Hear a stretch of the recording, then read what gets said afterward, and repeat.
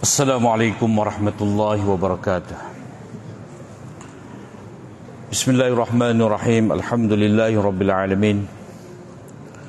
Wassalatu wassalamu ala ashrafil anbiya wal mursalin nabina Muhammadin wa ala alihi wa sahbihi ajma'in. Allahumma alimna ma yanfa'una wa anfa'na bima 'allamtana. Allahumma faqihna fid din wa 'allimna at-ta'wil wa zidna 'ilman ya rabbal alamin. Rabbi syrah li sadri wa yassir li amri wahlul 'uqdatam min lisani yafqahu qawli.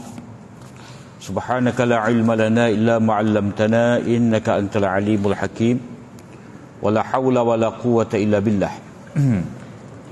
Alhamdulillah, syukur kita pada Allah SWT dengan limpah rahmatnya. Malam ni kita dapat lagi sambung pengajian kita. InsyaAllah pada malam ni kita masuk pada surah yang ke-66, Suratul Tahrim, surah terakhir daripada juzuk yang ke-28, muka surat 560. A'udzubillahi minasyaitonir rajim. Bismillahirrahmanirrahim.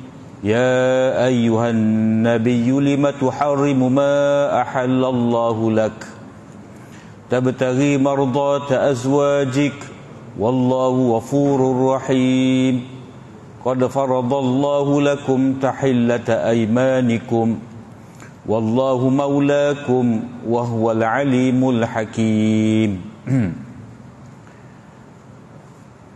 Wahai Nabi, mengapa engkau haramkan apa yang dihalalkan oleh Allah Ta'ala untuk kamu?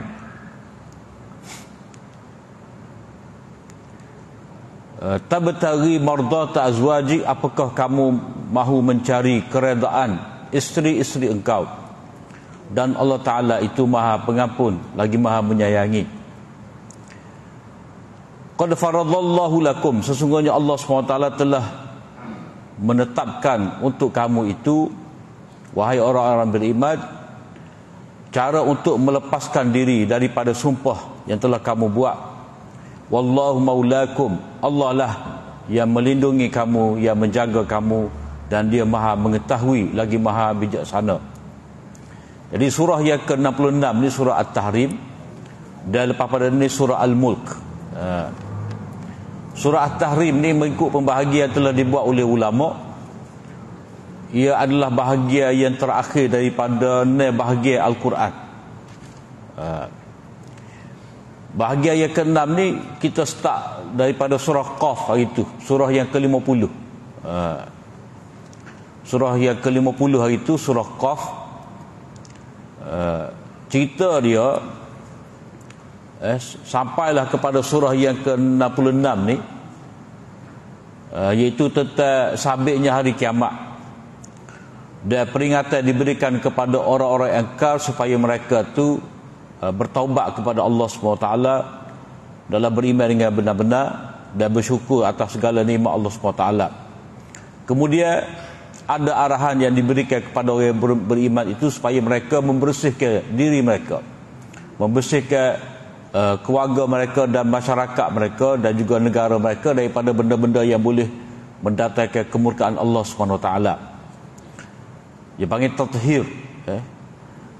Jadi daripada surah 50 sampalah 66 ni, dia atas 3 perkara tadilah, seperti yang telah kita baca dah sebelum daripada PKP yang itu lagi dah. Surah Qaf sampalah pada surah ni, surah yang ke-66 ni. Sekitar pertama isbat sabitnya ada kiamat, yang kedua peringatan kepada orang kafir, orang musyrik, supaya mereka tu kembali beriman, bertaubat dan bersyukur kepada Allah SWT, dan pembinaan untuk orang mukmin ni. Sebab surah ni kita boleh tengok kumpulan ni daripada ayat daripada surah 50 sampai 66 ni, ada surah Mekah, surah Mekah, dan ada surah Madinah. Kalau kita ingat balik, surah Madinah ni dia bermula daripada surah Al-Hadid. Surah Al-Hadid. Jadi di situ ada perintah supaya infak, jihad, dan sebagainya. Kemudian dia ada berkait dengan ahli kitab, seperti mana yang kita telah sebut dah itu. Surah ada Sabbahalillah ni, surah Musabbihat dia panggil. Surah-surah ni dia akan menyentuh tentang Bani Israel. Dia punya kaedah dibuat oleh ulama. Surah ada Sabbahalillah ni, tasbih dia panggil surah Musabbihat, bermula daripada Subhanallazi asra bi abdi, surah Al-Hadid, surah Hasyar dan seterusnya. Dia mesti ada cerita Bani Israel. Dan di celah-celah tu juga ada surah yang berkait dengan orang munafik. Jadi orang-orang beriman dalam surah-surah Madinah ni diarah supaya membersihkan diri mereka, jangan terlibat dengan kufur dan syirik, dan juga jangan terlibat dengan perbuatan nifak. Jangan menyokong apa jua bentuk perbuatan nifak itu, kena bersih. Sebab orang beriman diarah oleh Allah SWT supaya membaiki jiwa mereka, mengatur dengan teratur urusan rumah tangga, dan begitu juga menyusun dengan sebaik-baiknya masyarakat dan membentuk negara yang sejahtera. Jadi kita baca surah-surah ni, dia bukan sekadar cerita tentang hukum-hukum yang biasa, tetapi hukum pembinaan negara. Surah Tahrim ni dia seperti mana surah At-Talaq yang bermula dengan ya ayuhan nabi. Maknanya nabi itu dipanggil oleh Allah SWT. Jadi surah ni dia dalam bentuk ta'lim. Ada hukum-hukum yang diajar oleh Allah SWT kepada Nabi, sama seperti surah At-Talaq. Jadi kedua-dua surah At-Talaq dengan surah At-Tahrim ni dia ibarat seperti pasangan kembar dia, gu dia, sekapuh. Surah-surah Al-Quran ni kalau kita perhati molek, dia ada jenis pasal sekapuh, dekat-dekat makna satu surah dengan satu surah selepas daripada dia. Jadi kalau kita ingat balik surah At-Talaq itu cerita tentang tolak. Cerita tentang tolak maknanya menceraikan isteri kerana sebab utamanya tak serasi lagi lah. Mana tak lagi dah nak baiki setara mana pun, pergi naik di mahkamah, lantik hakam, cuba ada sulh, cara nak berdamai, tak selesai juga. Memang tak lagi dah, tak ada cinta dah, tak ada perasaan dah, tak boleh nak baiki dah. Hak ni tinggal kau tu, hak tu tinggal kau ni, jadi lain channel dah. Jadi kena cerai. Jadi bila cerai, Allah Ta'ala menetapkan cerai dalam hudud Allah, dalam ketetapan Allah. Maknanya benci setara mana kepada pasangan kita, kita tidak boleh menzalimi dia. Cerai dengan takwa kepada Allah Ta'ala, dengan mematuhi hududullah. Begitu juga dalam surah At-Tahrim ni cerita tentang mardat azwaji, untuk kesenangan isteri. Mana kasih kepada isteri, dia dalam lingkungan hududullah juga. Maknanya orang beriman telah diperintahkan oleh Allah SWT, bila nak cerai kena cerai dalam lingkungan hududullah, ketetapan Allah SWT. Tidak boleh melampaui benci kepada bekas isteri ataupun bekas suami. Begitu juga cinta kepada isteri ni tidak boleh melebihi, tidak boleh terkeluar daripada hududullah. Sehingga kita untuk menyenangkan isteri kita ni kita langgar perintah Allah, tidak boleh. Jadi kasih sama pada isteri kena dalam hududullah. Kita nak berpisah, kita benci kepada isteri kita ataupun suami kita ni dalam hududullah juga. Jadi orang Islam ni diarah supaya i'tidal, maknanya sederhana, sesuai dengan kita ni umat wasata, umat pertengahan. Jadi dalam bab kasih dan benci kena sederhana. Yang ni sederhana macam mana? Dalam hududullah, dalam ketetapan Allah SWT. Jadi tidak boleh kita terlampau kasih kepada isteri ini sehingga kita sanggup melanggar perintah Allah Subhanahu Wa Taala. Jadi ayat yang pertama yang kita baca ni, wahai Nabi, mengapa engkau mengharamkan apa yang Allah SWT telah halalkan untuk kamu? Maknanya teguran daripada Allah SWT kepada Nabi. Teguran ni mana teguran dengan kasih sayang lah. Teguran supaya apa? Supaya Nabi SAW ni baiki. Teguran yang bersifat kena muhasabah. Jadi Nabi pun ditegur.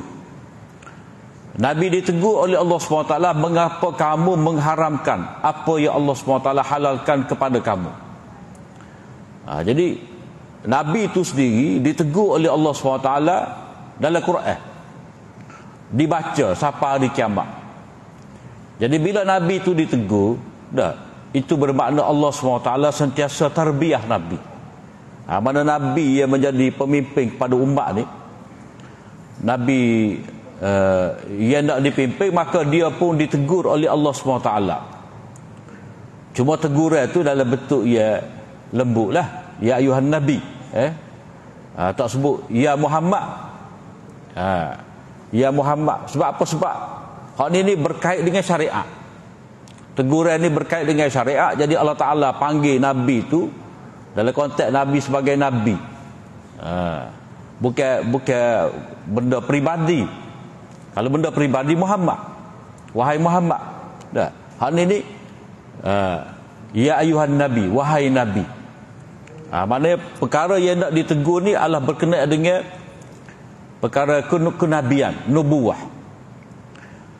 Jadi teguran daripada Allah Ta'ala ni pertama menandakan Allah Ta'ala tertarbiyah Nabi. Mana Nabi sentiasa dididik, dipelihara oleh Allah SWT.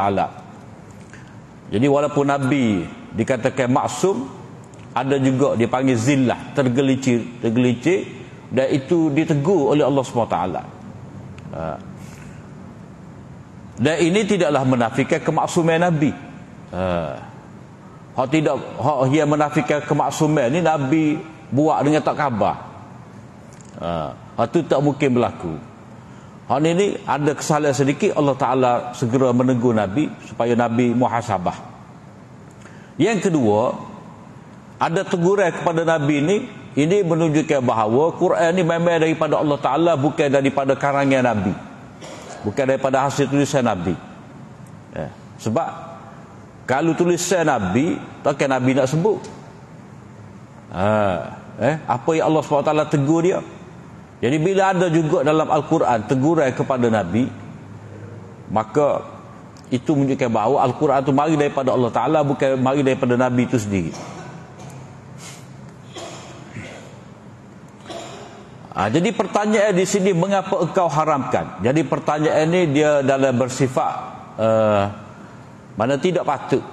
Maknanya dalam pertanyaan ini bukan nak tanya jawapan, nak tahu jawapan, tetapi nak menegur perbuatan. Macam kita kata, kita tahu dah kita tanya. Jadi bukan kita tidak tahu, tapi kita tanya tu bukan kita nak kepada jawapan dia, tapi kita nak tegur dia. Macam kalau kita kata, kita contohlah kita dengan anak kita, bapa letak kasut sini, kita bukan nak dengar alasan dia. Kita tak suka dia letak situ. Kita tak suka dia letak situ, maka kita pun tanya, bapa letak sini. Jadi bapa letak sini tu bukan nak suruh dia buat jawapan. Maknanya perbuatan itu kita tidak setuju. Tak kena letak kasut situ, dia kena tak molek di rak. Jadi itu tegur perbuatan, bukan nak menerima alasan. Jadi Nabi SAW ditanya oleh Allah SWT dalam bentuk Allah SWT tidak kena perbuatan ni, mengharamkan apa yang Allah SWT halalkan. Jadi dalam bab ni dipanggil menghalalkan yang haram, mengharamkan yang halal ni, ini adalah kuasa mutlak Allah Ta'ala. Kuasa mutlak Allah Ta'ala ni dalam ba'akidah. Jadi Nabi ni dia hanya memberitahu daripada Allah SWT, daripada pihak Allah Ta'ala tentang halal dan haram. Cuma dalam setengah perkara Nabi dibenarkan untuk beristihad, walaupun benda tu Allah SWT tidak wahyukan kepada Nabi sebagai halal, sebagai haram, ataupun benda ni wajib ataupun sunat, Nabi dia ada ruang juga untuk memberitahu hukum Allah SWT. Jadi dalam perkara Allah SWT telah tetapkan sebagai kuasa mutlak dia, maka Nabi hanya menyampaikan. Dan bukan semua hukum tu mari daripada Allah Ta'ala, tapi ada mari daripada Nabi. Jadi ada beberapa perkara Nabi ni dia ada ruang untuk beristihad. Jadi Nabi ni satu sebagai rasul yang menyampaikan hukum daripada Allah SWT, ataupun Nabi sendiri buat keputusan. Jadi ia menetapkan hukum secara mutlak ni, ataupun kata law giver ni, itu Allah Ta'ala, hakim dia panggil. Dalam penentuan halal dan haram itu milik mutlak Allah Ta'ala, siapa-siapa tak boleh campur tangan.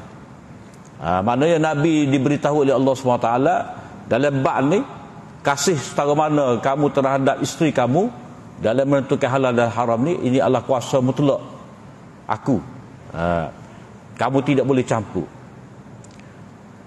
Sebab itulah benda ni Allah Ta'ala ada sebut dalam surah Yunus, qul ara'aytum ma anzalallahu lakum min rizqin faja'altum minhu harama wa halala qul Allahu adzina lakum am 'ala Allahi taftarun.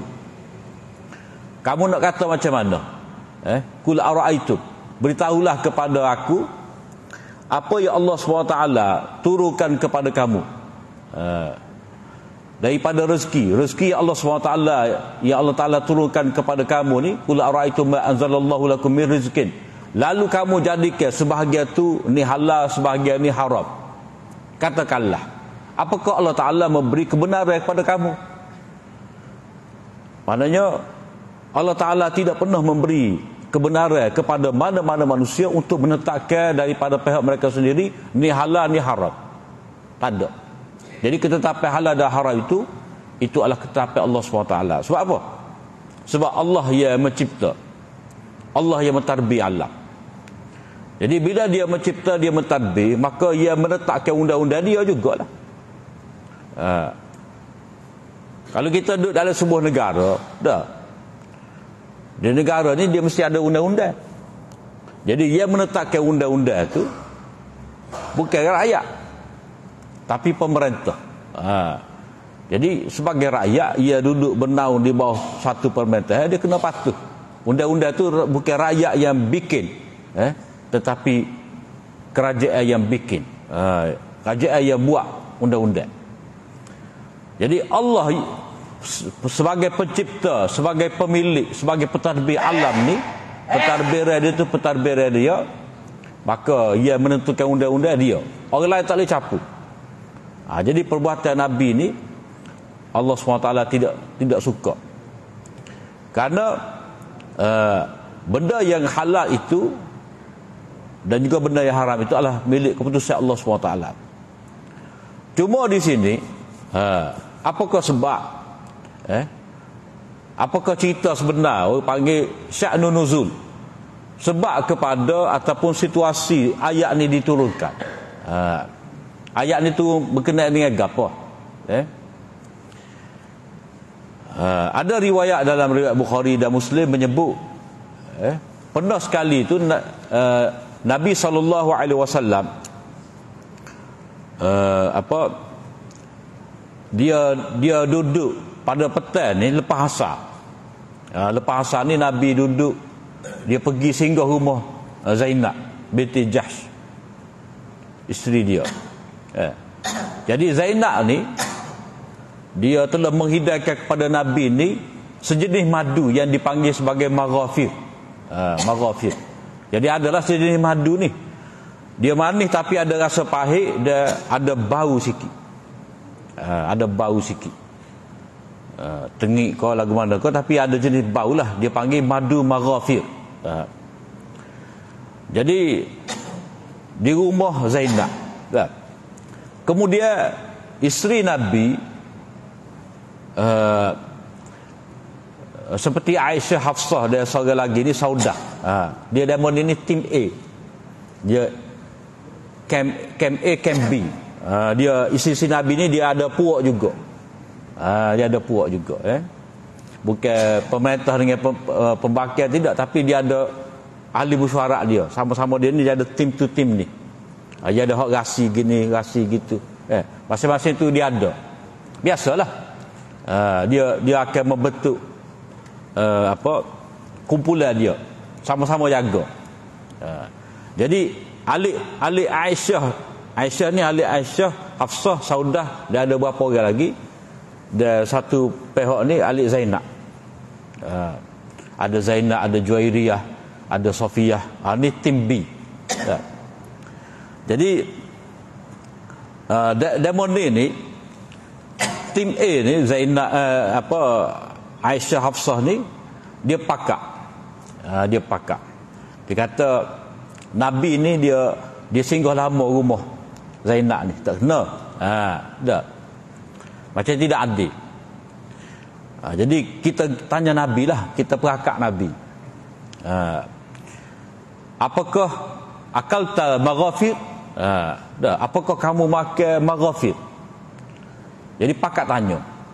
Maknanya kalau Nabi pergi rumah kamu tanya Nabi makan maghafir ke tidak? Tanya pada Nabi. Kalau pergi rumah aku akan tanya Nabi makan maghafir ke tidak? Jadi pertanyaan itu menyebabkan Nabi rasa serba salah. Sebab apa? Sebab maghafir tu dia ada bau, dan Nabi ni tak suka. Tak suka bau busuk. Maknanya Nabi ni dia jaga isteri dia dalam bab, kalau kita baca dalam hadis kitab taharah ke gapo, Nabi ni dia banyak bersugi sehingga dia balik nak masuk rumah dia pun dia gosok gigi dulu. Dia masuk rumah tu dalam keadaan bau harum, jaga. Jadi bila Nabi balik ke rumah, Hafsah tanya, engkau makan maghafir ke? Jadi tak sedap Nabi. Maknanya hak dia makan tu ada kesan bau daripada mulut Nabi. Jadi Nabi ni tak suka orang terhidu bau busuk daripada mulut dia. Jadi bila tanya pada Nabi, jadi maknanya benda ni menyebabkan bau. Orang lain tak suka. Pergi rumah Aisyah tanya lagu tu juga. Jadi seolah-olah Nabi ni akibat daripada makan madu ni menyebabkan nafas Nabi berbau. Jadi tidak menyenangkan isteri dia. Jadi Nabi berkata, aku haramkan atas diri aku ni makan maghafir lepas pada ni. Sebab apa? Sebab ini menyebabkan ada bau. Dan Nabi ni kalau kita tengok di sini, Nabi ni dia bukan suka nak mengharamkan benda yang halal. Tapi oleh kerana makanan tu dia ada bau, menyebabkan nafas berubah, jadi Nabi tak suka. Sebab nak jaga orang lain. Jadi sebab itulah Nabi kata, haram kepada aku maghafir. Aku tidak akan makan maghafir lagi. Jadi walaupun Nabi suka madu, benda yang manis, tetapi bila ada bau kerana memakai dia, jadi Nabi tak sih. Maka sebab itulah Nabi kata, aku tidak benarkan, aku haramkan maghafir ni, madu ni untuk aku makan. Kerana tadilah kerana bau. Jadi demo tu pok-pok Aisyah, Hafsah ni cerita lain, kerana cemburu lama sangat singgah rumah Zainab. Jadi buat perakak lagu tu, sehingga Nabi sifat dia tak suka pada bau busuk ni, Nabi pun mengharamkan atas diri dia daripada maghafir. Jadi hak tu pun Nabi Allah Ta'ala tegur. Jadi Nabi mengharamkan ni untuk menyenangkan isteri dia. Asalnya nak menyenangkan isteri dia, padahal Nabi tak sik. Bila kecek dengan bini dia pekuk hidung. Itu maksud dia. Sebab Nabi ni dalam bab ni dia talih, dia jaga benar. Sebab itulah dalam hadis menyebut, aku tengok Nabi ni kerap benar gosok gigi. gosok gigi apa semua tu sebab nak jaga nafas daripada berbau ni. Jadi Allah SWT tidak suka kepada perbuatan Nabi mengharamkan maghafir tu. Benda tu halal. Jadi di sini Allah SWT tegur Nabi ni kerana mengharamkan yang halal tadi. Jadi soal dia buat itu kerana nak menyenangkan hati isteri, Nabi Allah Ta'ala tidak tegur. Allah Ta'ala tidak cela Nabi, mu ni saya sangat kau bini. Sebab tu tak tegur. Sebab apa? Sebab saya bini ni adalah benda yang ma'ruf. Kasih pada isteri ni adalah benda yang ma'ruf. Tak ada siapa pun bantah. Mana kasih kepada isteri benda yang dituntut. Sebab itulah Nabi ni dia duduk dalam rumah tangga dia pun dia terlibat dengan soal rumah. Baki selipar Nabi, baki selipar dia sendiri. Cara kau kambing kau apa Nabi buat juga kerja-kerja rumah. Kalau kita learn ni gak rajin-rajin kau ya bawah. Tulus sia ikan, tuhuk sapah. Maknanya kita terlibat juga kemah-kemah rumah kadang-kadang. Bukan kata rumbah kau bini belaka. Tidak, cuma kita kalau kita duk usahunya beras kita beli. Tak gerak lagu tu. Maknanya beras kita beli, kita nak nanak pun boleh. Maknanya terlibat maksud dia. Di sini maknanya Allah SWT tidak tegur sikap Nabi kasih kepada isteri. Maknanya hal tu betul. Sebab apa? Memang rukun dari rumah tangga dah.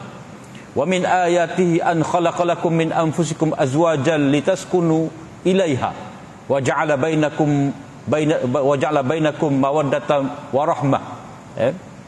Di antara tanda-tanda kekuasaan Allah SWT ni, Allah Ta'ala jadikan untuk kamu tu pasangan daripada jenis kamu juga, supaya kamu serasi molek, tenang.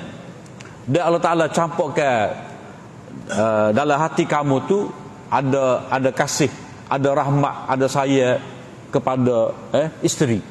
Jadi benda tu betul dah. Mana kita nak menyenangkan isteri ni memang benda tu betul dah, tak salah. Hak salahnya bila kita terlajak dalam sayang kepada isteri. Terlajak saya pada isteri sehingga hak benda wajib kita tinggal, hak benda haram kita buat. Tu tak boleh. Kih nak pergi gelemah kau dia, dah kita ambil rasuah. Tu tak boleh. Ataupun kih saya sangat kau bini, kita balah dengan mak kita. Tu tak boleh lah. Tu berarti kita telah derhaka kepada Allah SWT. Jadi soal kita nak menyenangkan hati isteri ni adalah benda yang dibenarkan oleh syarak, malah itu adalah benda fitrah. Jadi hak talihnya kamu melanggar perintah Allah SWT sehingga kamu mengharamkan apa yang Allah SWT halalkan. Kalau hak lain ini kata selagi awak ada saya tak saya nikah seorang lagi. Itu lagu mana? Dah. Hak tu sebenarnya tak payah awak syarat lah. Dah, atas kita.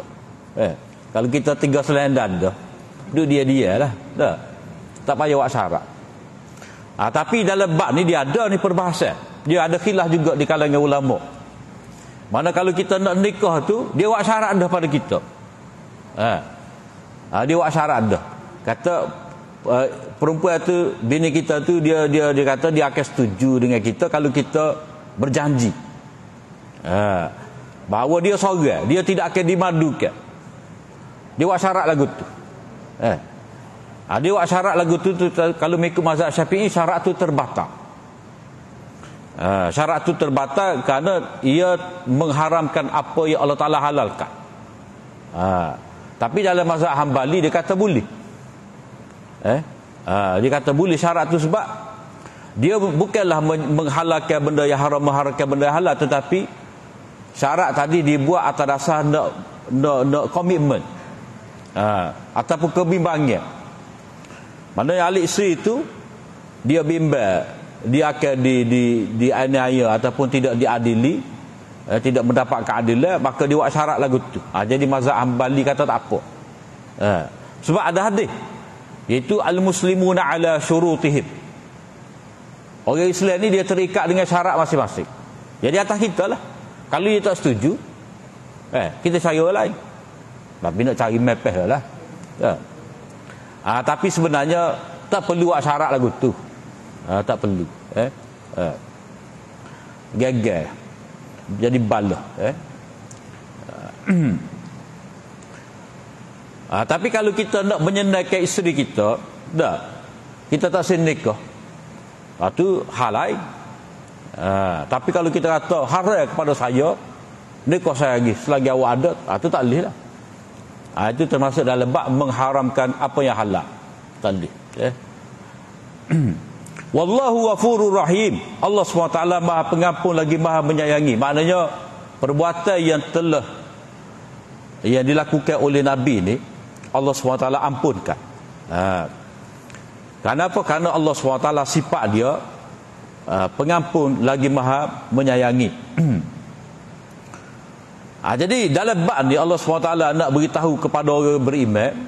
Jadi pengajaran ni walaupun cerita berkenaan dengan Nabi, tapi dia berkait dengan umat. Pada pengajaran pada umat ni, iaitu setara mana kita kasih kepada isteri kita, hukum Allah tetap dijaga. Seperti mana kita nak cerai, kita nak melepaskan ikatan perkahwinan, kita nak cerai, kita kena jaga hududullah, kena cerai pada waktu dia. Fatallikuhunna li'iddatihinna wa ahsul iddah. Cerai bini dalam waktu dia, yakni suci yang tidak disetubuhi. Maka hal ni pun lagu tu juga kena jaga, tetap berada dalam hukum-hukum Allah SWT.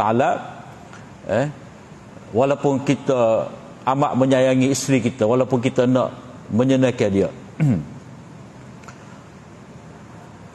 Qad faradallahu lakum tahillata aymanikum. Sesungguhnya Allah SWT telah menetapkan cara kamu melepaskan sumpah kamu. Maknanya kamu telah bersumpah. Sebab Nabi kata, wallahi, demi Allah. Jadi bila Nabi bersumpah, maka Nabi kena melepaskan sumpah lah. Maknanya kena bayar kafarah, dan kena satu lagi kena minum. Kalau kita kata tak boleh tadi, macam orang tu sumpah, demi Allah aku tidak akan makan kambing, tak molek tu. Sumpah lagu tu sebab mengharamkan apa yang halal. Jadi cara dia kita makan kambing, berarti kita langgar sumpah. Kemudian kita pun bayar kafarah kerana melanggar sumpah. Jadi dia kena tepuh dulu. Kita kena batalkan sumpah tadi dengan kita kena makan. Kita kena buat apa yang kita bersumpah. Jadi qad faradallah, Allah Ta'ala telah menetapkan untuk kamu cara melepaskan sumpah kamu. Ini dia ada dalam surah Al-Maidah. La yu'akhidhukumullahu billaghwi fi aymanikum walakin yu'akhidhukum bima aqadtumul ayman fakaffaratuhu it'amu 10 masakin min awsati ma tut'imun ahlikum au kiswatuhum au tahriru raqabah. Allah SWT tidak ambil kisah pada sumpah yang kamu buat. Sumpah kamu buat ni maknanya orang Arab dia kecek, orang tanya pukul berapa lah ni, wallahi. Orang tanya, kita tanya dia, kami sa'atil ad, pukul berapa ni, dia pun tengok je, wallahi as-saminah. Nak ya je tu demi Allah. Itu maknanya benda budaya tu, bukan sumpah pun. Pada hakikatnya bukan sumpah, walaupun nama sumpah. Jadi sumpah lagu ni orang tak ambil kira. Tetapi sumpah yang diambil kira ni bila kamu azamkan dengan hati kamu. Jadi kamu kena bayar kafarah. Kafaratu it'amu 10 masakin. Kamu hendaklah memberi makan kepada 10 orang miskin daripada jenis pertengahan yang kamu makan. Mana kalau kita makan beras, makan nasi, makan apa kita kata standard 5 yas buku, ataupun 6 yas buku, hak pertengahan. Tidak kayangnya. Kalau nasi kandar subuh-subuh cebok tu, hak tu tak ada 80 ya tak boleh. Sepingkir. Kambing, paru, sutung, udang, ayam, dah. Hai 120 ada tu. Tu tak kira. Kita ambil standard le ni neya 7 ya sebuku. Asal tu maknanya kita memberi makan kepada 10 orang miskin. Ataupun memberi pakaian kepada dia. Ataupun kita memerdekakan hamba. Maknanya bila langgar sumpah maka kafarah dia memberi makan kepada 10 orang miskin. Ataupun kita memerdekakan. Ataupun kalau tak mampu kena puasa 3 hari. Zalika kafaratu aimanikum idza halaftum. Itu adalah cara kamu membayar kafarah sumpah kamu. Jadi Allah Ta'ala telah ajarkan kepada kamu cara membayar sumpah tu. Maknanya tidak disebutkan di sini kerana telah disebut dalam surah Al-Ma'idah.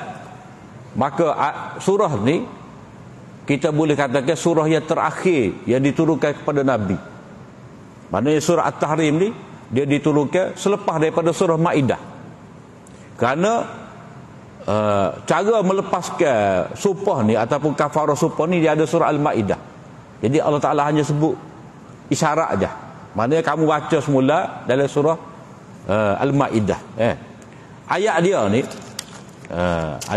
bila-bila supaya kita boleh tanda